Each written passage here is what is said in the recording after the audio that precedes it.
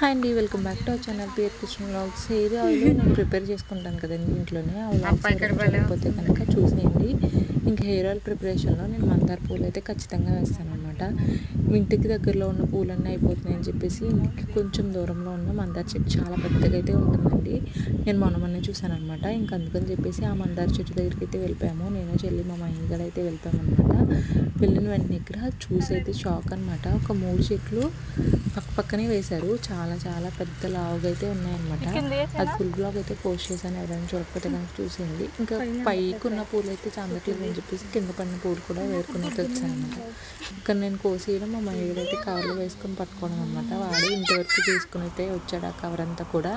అది full blog ఎవరైనా చూడకపోతే కనుక చూసేయండి. ఇంకా హెయిర్ ఆయిల్ ప్రిపరేషన్ అంతా కూడా నెక్స్ట్ బ్లాగ్లో అయితే పోస్ట్ చేస్తాను మీకు.